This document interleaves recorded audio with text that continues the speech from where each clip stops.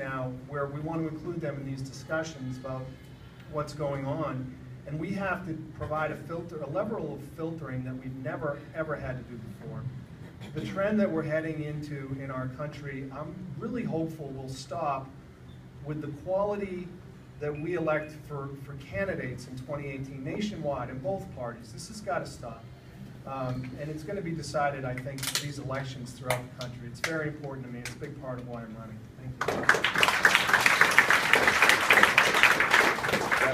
And to Adam's point, our kids are watching.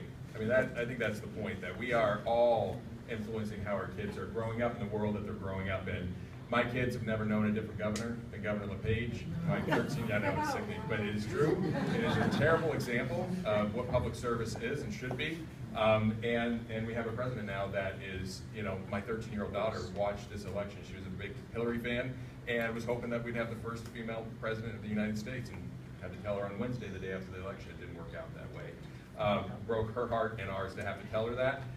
So social media, obviously a powerful tool, but when used appropriately and effectively, I do agree. I hope that I never emulate Donald Trump or Paula Page. Let me just put it out there. I think we are looking for something wholly different, and a little bit of my background. I'm a family therapist. It's a profession that I went into, and people have said that any time in the state's history that we need a family therapist, it was after 8 years of Paula Page.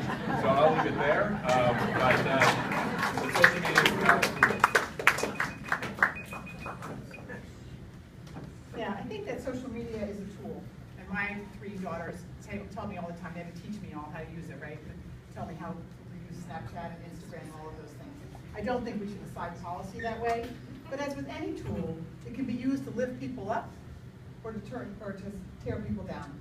And I think what we need now is leadership that actually lifts up the best in us.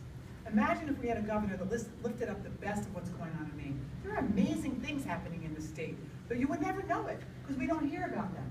When the governor used his position to go after one of our legislators in the most crude, disgusting language, I was appalled that none of our elected officials were saying a thing. Maybe because we were stunned, they were stunned into silence. But if my partner then said, hey, we gotta do something. I said, well, let's put it out on Facebook, and maybe at least 25 or 50 of us will get together to say, this is not Maine, Maine can do better.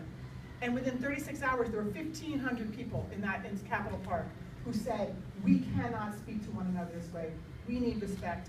I helped found the Civil Rights Team Project, which was in 460 schools to teach and help kids become leaders on how we treat each other with respect. And for them to take leadership to make sure, so like leadership and being respectful. So that is certainly where I would be. Thanks.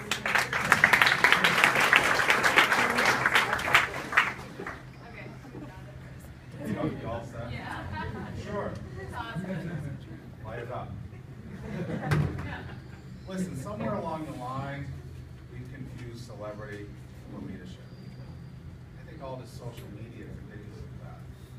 We've confused Facebook friends with having real friendships. We've confused being part of some digital community as real community. Those are real challenges for us. We want our kids to stay here. They have to stay here if they're connected to someone, not something they hold in their hand. Because if that's the only passport to a real life, they can be anywhere, and that concerns me. As a governor, I would use social media rarely. I would rather, thank you. That might be one vote or a second. Listen, when I think of media, I think of your access to the office of governor and the commissioners and the executive department. I will welcome the press.